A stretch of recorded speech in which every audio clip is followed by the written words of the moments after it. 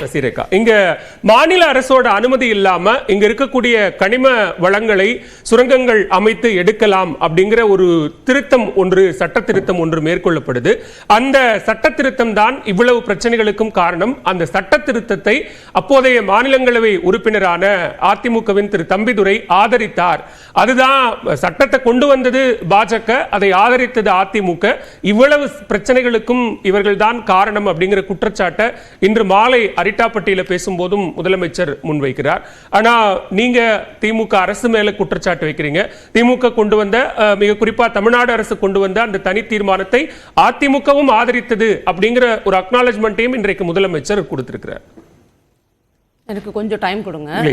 அது வந்து இப்போ எப்பொருள் யார் யார் வாய் கேட்பினும் மெய்ப்பொருள் காண்பது அறிவு. அந்த அறிவு தமிழ்நாட்டு மக்களுக்கு நிறையவே உண்டு எப்போதுமே. அது வந்து இந்தியாவிலே தமிழக மக்கள் அதில் முன்னோடிகள். இங்கே இன்னைக்கு முதலமைச்சர் பேசினாருன்னு சொல்றீங்க. அவர் வந்து அதிமுக வந்து தம்பிதுரை அவர்கள் இதை பாராளுமன்றத்தில் பேசினார், அப்படி இங்க வந்து தீர்மானத்தை ஆதரித்தார்கள் அப்படின்னலாம். அவருடைய அரசியலை வந்து அவர் இன்னும் எதிர்க்கட்சி அரசியலை சிறப்பாக செய்யக்கூடியவர் இன்றைய முதலமைச்சர் அப்படின்றத இன்னைக்கும் மீண்டும் நிரூபிச்சிட்டு இருக்காரு. ஆட்சிக்கு வந்த பின்னாடி இன்னும் அவரால் நம்ப முடியல எதையும். அதனாலதான் மீண்டும் மீண்டும் மக்களை வந்து அவர் எப்படியாவது கவர் பண்ணணும், இந்த மாதிரி பொய்களை பேசி அரசியல் செய்து கொண்டிருக்கிறார். முதலமைச்சர் இதை செய்ய வேண்டிய அவசியம் இல்லை. ஏன் அப்படின்னு சொன்னா, பாராளுமன்றத்தில் தம்பிதுரை அவர்கள் இதை பேசினார் சொல்றாரு. அந்த சட்ட திருத்தம் கொண்டு வர போட்ட போது எங்கள் கட்சியின் சார்பாக அவர் என்ன பேசுறாருங்க, இந்த யூபிஏ கவர்மெண்ட் இருக்கும்போது இந்த கனிம வள கொள்ளை அதிகமாக நடைபெற்றது. தமிழ்நாட்டில் கனிம வள கொள்ளைகள் நடைபெற்று அவை கேரளாவுக்கும் கர்நாடகாவுக்கும் கடத்தப்பட்டன. அப்போ இருந்த காங்கிரஸ் கூட்டரசோடு நீங்கள் இருந்தீங்கல்ல, உங்க கூட்டணியோடு, அப்போது இது நடைபெற்றது. இது மாதிரி இனி எதிர்காலத்தில் நடக்காமல் இருப்பதற்கு இந்த அரசாங்கத்தில் கொண்டு வந்த இந்த சட்ட திருத்தத்தின் மூலமாக நெய்வேலி பகுதிகளில் கூட பாருங்க, இன்னமும் வந்து நிலத்தை கேட்டுக்கொண்டே இருக்கிறார்கள். எங்களுடைய விவசாயிகள் பாதிக்கப்படுகிறார்கள், அவர்களுக்கு வேலை வாய்ப்பு வழங்கப்படுவதில் நிலம் எடுத்துக் கொள்ளப்படுகிறது. இந்த மாதிரியான பிரச்சனைகள் மக்களுக்கு இருக்கக்கூடாதுன்னு தான் சொல்றாரே தவிர, அதற்காக இதை வரைமுறைப்படுத்த வேண்டும் ஆனரபிள் ஸ்பீக்கர் அப்படின்னு தான் கேட்கிறாரே தவிர, அவர் எங்கேயாவது அந்த இடத்துல டங்ஸ்டன் பத்தி அறிமுக நிலையிலேயே இவங்க டங்ஸ்டன் எப்போ எடுக்கிறாங்க, அந்த சட்ட திருத்தம் எப்போது வருகிறதுன்னு பாத்தீங்கன்னா, அது வந்து 3-15-9-2023 எம்எம்ஆர் கனிம சுரங்க விதிகள் திருத்த சட்டம் 2023 அப்போ வருகிறது. எப்போ 15-9-2023 அவருக்கு அப்ப டங்ஸ்டன் ஏலம் விடப்பட போகிறதுன்னு தெரியுமா? கனிம வளம் அப்படின்னா அதுல 2-3 தொகுதிகளாக அந்த கனிம வளங்களை பிரிச்சிருக்காங்க. இந்த மாதிரியான கனிமங்கள்லாம் இது வந்து ஒரு கிளாஸ், இந்த மாதிரியான கனிமங்கள்லாம் ஒரு கிளாஸ்னு வகைப்படுத்தப்பட்டிருக்கு. அப்படி சில கனிம வளங்களை இங்க இருக்கக்கூடிய லோக்கல்ல இருக்கக்கூடிய மணல் மற்ற வளங்களை விடுங்க, ஆனா இந்த மாதிரி டங்ஸ்டனோ அல்லது அது எண்ணெய் வளங்களோ அந்த மாதிரி எடுக்கிறோம் அப்படின்னா அதற்கு மாநில அரசினுடைய உரிமை அப்படிங்கிற ஒன்று மிக முக்கியமானது. என்னென்ன கனிமங்கள் அதுல மத்திய அரசு எடுப்பதற்கான உரிமையை பெறுகிறது, மாநில அரசுக்கு உரிமை இல்லைன்னு அந்த திருத்த சட்டத்தில் சொல்றாங்கன்னா, மாலிப்டினம், பிளாட்டினம், டங்ஸ்டன், கிராஃபைட் இதெல்லாம் வந்து மத்திய அரசு தான் இனிமேல் அதை கையாளும் அப்படின்னு சொல்றாங்க. அப்படி இருக்கையில தெளிவாக சொல்லப்பட்ட பின்னாடி அந்த சுரங்க திருத்த சட்டத்தின் மீது பேசும்போது இவர் என்ன பேசியிருக்கணும்? அப்போ டங்ஸ்டன் பத்தி ஏதாவது சொல்றாரா? எங்களுடைய தம்பிதுரை அவர்கள், முன்னாள் ஸ்பீக்கர் அவர்கள் அங்க சொல்றார் டங்ஸ்டன் பத்தியோ, மதுரை பத்தியோ, அரிட்டாப்பட்டி பத்தியோ நீங்க இங்கெல்லாம் எடுக்கலாம்னு சொல்றாரா இல்ல எடுக்க வேணாம்னு சொல்றாரா? அப்படியான வார்த்தைகள் அங்க எதுவுமே கிடையாது. தமிழக நலன், தமிழக கனிம வளை கொள்ளை செய்யப்பட்டு அண்டை மாநிலங்களுக்கு கடத்தப்படுவது, மக்களுக்கான நலன், இதை பற்றி நெய்வேலியில் ஏற்கனவே இந்த மாதிரி ஒரு பிரச்சனை எழுகிறது, நிலம் அபகரிக்கப்படுகிறது, விவசாய நிலம் பாதிக்கப்படுகிறது, அங்க இருக்கும் மக்கள் வாழ்வாதாரம் பாதிக்கப்படுகிறது அப்படின்றத அவர் பதிவு பண்றாரு. அப்புறம் எப்படி ஒரு பூசணிக்காய் சோத்துல மறைக்கலாம், ஒரு பூசணிக்காய் தோட்டத்தையே சோற்றுல மறைப்பது அப்படின்றது திமுகவுக்கும் முதலமைச்சருக்கும் கைவந்த கலை. நீங்க ஒருவேளை இங்க மாநில அரசு நீங்க சொல்ற மாதிரி திமுக அரசு இந்த திட்டத்தை ஆதரித்திருந்தாலோ இல்ல இப்ப இவ்வளவு பிரச்சனைக்கு பிறகு அந்த திட்டத்தை கொண்டு வரணும் அப்படிங்கிற ஒரு நிலைப்பாட்டை எடுத்திருந்தால் நீங்க சொல்ற மாதிரி அது ஒரு இரட்டை வேடம்னோ அல்லது எதிர்க்கட்சி தலைவர் வைக்கக்கூடிய குற்றச்சாட்டுகளுக்கு உட்பட்டதாகவும் இருக்கலாம். இங்க கொண்டு வரப்பட்ட தீர்மானம் ஏகமனதா எல்லா கட்சிகளும் ஏற்றுக்கொண்டுதானே மத்திய அரசுக்கு போச்சு. அந்த அழுத்தமும் கூட இந்த திட்டம் ரத்து செய்யப்பட்டதுக்கான காரணம் அதுதான் வர நடுவுல கொஞ்சம் பக்கத்தை காணும், நம்ம அப்படியே ஒரேடியா தாண்டிட முடியாது. இதுல இது எப்போ வந்தது? நீங்க என்ன நிறைய கேள்விகள் கேக்குறீங்க, அவர் ஃப்ரீயா பேசி விட்டீங்க, பரவாயில்ல, இருந்தாலும் நான் சொல்றேன் இல்ல எல்லாருமே பேசி விடலாம், இல்ல ஒண்ணு ஃப்ரீயா பேசி விடுறது அப்படி இல்ல. கேள்விகள் உங்களுக்கு இருக்குது, எல்லாருக்குமான நேரம், எல்லாருக்குமான வாய்ப்பு சரிசமமா கொடுக்கணும். இல்லாம இருந்தா நான் என்னுடைய கருத்துக்களை நீங்க தான் பேசுறீங்க. ஆனா நீங்க நல்ல இடத்துக்கு தான் வந்தீங்க. இப்போ இந்த காலகட்டத்துல அது பேசப்பட்டதே, இவங்க தீர்மானம் போட்டாங்க, நடுவுல இன்னும் நிறைய பக்கங்கள் இருக்குதே. இந்த திருத்த சட்டம் வந்தது எப்போன்னு பாத்தீங்கன்னா 3-10-15-9-2023 கனிம வள திருத்த சட்டம் பார்லிமெண்ட்ல கொண்டு கொண்டு வரப்படுகிறது. ஒரு 20-25 நாள் கழிச்சு 3/10/2023 துரைமுருகன் அவர்கள் ஒரு கடிதம் எழுதுறாரு. அவர் என்ன எழுதுறாருன்னு பாத்தீங்கன்னா, இங்க வந்து ஏற்கனவே நாங்க டாமின் ஒரு நிறுவனம் வச்சு நாங்க கிராஃபைட் அங்க எடுத்துட்டு இருக்கோம். அந்த கிராஃபைட் எடுக்கும் உரிமையை எல்லாம் வந்து நீங்கள் பறித்து கொண்டால் அப்புறம் மாநில அரசு சுயாட்சி வழக்கம் போல இவங்க பேசுவாங்க இல்லையா, ரெண்டு விஷயம், பாசிச பாஜக சுயாட்சி மாநில உரிமை பறிக்கப்படுகிறது அப்படின்ற மாநில உரிமை எல்லாம் பேச முடியாதா மேடம்? அதிமுக மாநில உரிமை எல்லாம் பேசாதா? இல்ல இப்ப இதை சொல்லி, ஆனா மாநில உரிமை நீங்க விட்ட ஒரு நீட் உரிமையில இருந்து, ஜல்லிக்கட்டு உரிமையில இருந்து, மேகதாட்டு உரிமையில இருந்து, காவிரி உரிமையில இருந்து, முல்லை பெரியார் உரிமையில இருந்து, கச்சத்தீவு உரிமையில இருந்து, எல்லா உரிமையும் விட்டு கொடுத்தவங்க தானே நீங்க திமுக.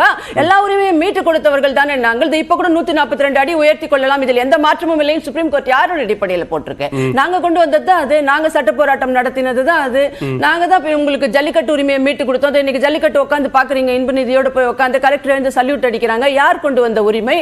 ஜல்லிக்கட்டுக்கு நடுவுல தடை வந்த போது கூட சுப்ரீம் கோர்ட்ல இப்ப பி ராஜசேகர் அவர்களும் எங்களுடைய அண்ணன் எடப்பாடியார் ஆணைக்கிணங்க விஜயபாஸ்கர் அவர்கள் தானே இம்ப்ளீட் பெட்டிஷன் போட்டு நாங்க மீண்டும் ஜல்லிக்கட்டு நடத்தலாம்னு கொண்டு வந்து அந்த பிஆர் அவர்களை மதுரை அலங்காநல்லூர் ஜல்லிக்கட்டை நீங்க எங்க நிக்க வச்சிருந்தீங்க? இன்பநிதி உட்கார்ந்திருக்காரு, கலெக்டர் நிக்கிறாங்க, பிஆர் பின்னாடி நின்று இருக்காரு.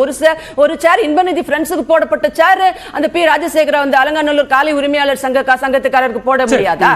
இந்த உரிமைகளை பத்தி பேசுனீங்க. எந்தெந்த உரிமை எல்லாம் விட்டு கொடுத்தாங்க இவங்க? மாநில உரிமை பேசுவாங்க, இப்படிதான் கூட்டாட்சின்னு வாங்க, சுயாட்சின்னு வாங்க, பாசிசம் வாங்க. ஆனா இவர்கள் அந்த பாசிசத்தை தான் கடைபிடிச்சிட்டு இருப்பாங்க. இங்க இவர்கள் குடும்பம் வரைக்கும் இதை பண்ணிட்டு இருப்பாங்க. அதை இப்ப நான் விஷயத்துக்கு வந்துடுறேன். இவர்கள் இப்ப பேசுனாங்க இல்லையா, 20 நாள் கழிச்சு இவர் எழுதுறாரு, இங்க நாங்க டாமின் நிறுவனம் நடத்தி கிராஃபைட் எடுத்துட்டு இருக்கோம், அதற்கு எந்த பங்கமும் வந்துவிடக் கூடாது.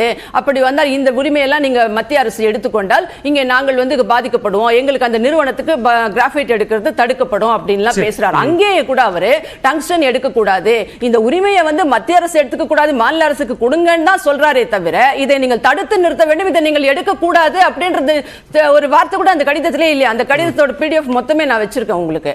அவர் என்ன எழுதினார் லெட்டர்? 25 நாள் கழிச்சு எழுதுறார். ஒரு அரசு, ஒரு நீர்வளத்துறை அமைச்சர் இவ்வளவு நாள் தேவைப்படுகிறதா? திருத்த சட்டம் வந்த பின்னாடி நீங்க நேர்ல தான் போக மாட்டீங்க, வலியுறுத்த மாட்டீங்க, சட்டமன்றத்திலே போய் சொல்வீங்க. இத்தனை நாள் கழிச்சு ஒரு சுரங்க ஏலம் மத்திய அரசால் விடுக்கப்பட்ட சுரங்க ஏலம் ரத்து செய்யப்படணும் அப்படின்னு முதலமைச்சர் மத்திய அரசுக்கு ஒரு கடிதம் எழுதினார்ல. எதிர்க்கட்சி தலைவர் அந்த கடிதத்துல என்ன இருந்தது அப்படின்னு சட்டமன்றத்தில் கேட்டார்ல. அந்த 2 கடிதங்கள் தானே ரொம்ப முக்கியமான ஒண்ணு. அதுதான் அந்த திட்டத்தை ரத்து செய்ய கோரிய திட்டம். முலையில கிள்ளி எறிவீங்களா, கோடாரி எடுத்து உடைப்பது பெருசா ஈஸியா இருக்குமா?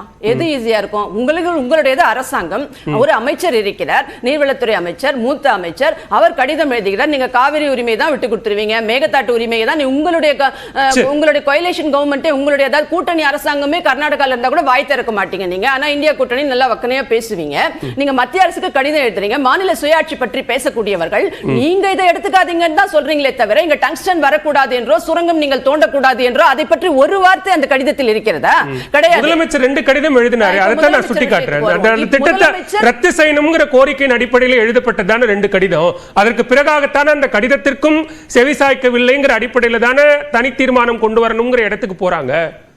இப்போ வந்து பாத்தீங்கன்னா அந்த பிரச்சனை எப்போ வருகிறது? நவம்பர் மாசம் அங்க வந்து ஏலம் வந்து பிப்ரவரி மாசத்துல 7/11/24 வந்துடுது. நீங்க நவம்பர் மாசம் 10 மாதங்கள் இங்க அவங்க எல்லாம் ஏலம் எல்லாம் விடப்பட்டு அங்க வந்து நோட்டிபிகேஷன் எல்லாம் கொடுக்கப்பட்ட பின்னாடி கம்பெனிகள் எல்லாம் தேர்வு செய்த பின்னாடி எதன் அடிப்படையில் 10 மாதங்கள் நீங்க பிப்ரவரியில ஏலம் விடப்பட்டது நவம்பர் வரைக்கும் நீங்க எதற்காக அமைதியாக இருந்தீர்கள்? அந்த அமைச்சரே ட்வீட் போட்ட பின்னாடி தான் இந்த விஷயம் வெளில வருகிறது. முதலமைச்சர் நான் கடிதம் எழுதுகிறேன், குதித்து கொண்டு கடிதம் எழுதுறேன் ஓடுறாரு.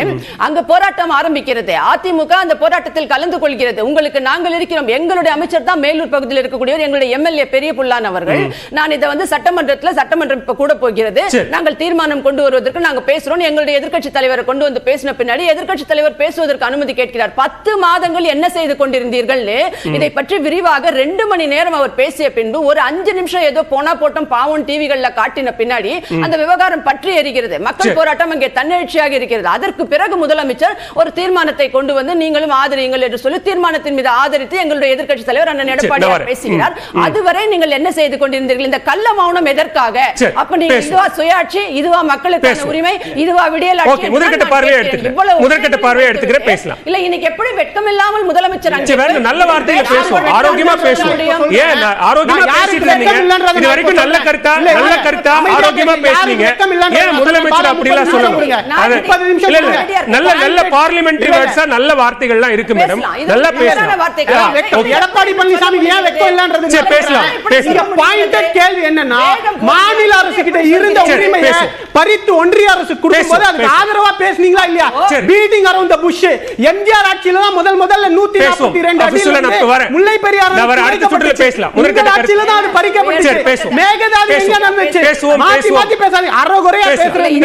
பேசலாம். இல்ல Factual ஆ எல்லாருமே பேசணும். கருத்து தான் நான் அமைதியா பேசணும். பேசினேன். இல்ல. அநாகரிகமான வார்த்தைகளை பயன்படுத்தினா நான் சொல்லிட்டேன். கரெக்டா தான் நானே செய்வேன். சொல்லிட்டேன். நானே சொல்லிட்டேன். முழு பேசலாம். போஸ்னிகா இல்ல. இல்ல, பேசலாம். ஆபீஸ்ல பேசலாம். தமிழ்நாட்டுல எல்லாரும் இருக்கிற எல்லா மத்தவங்களும் பூர்ணிகா பேசணும். தோட்டத்தையும் மறைக்கிறீங்க. Okay. பல பாயிண்டடா ஒரு நான் வரேன். தமிழ்நாடு அரசு நான் வரேன். இந்த உரிமையை மேடம், ஒரு நிமிஷம். நான் வரேன். பறித்த உங்ககிட்ட வரேன். மௌனம் காத்தது அதிமுக. சரி, நான் அவ்வளவுதான் வரேன். பாயிண்ட். நான் வரேன். அப்படி இல்லனா இந்த டங்ஸ்டனோ நான் வரேன்.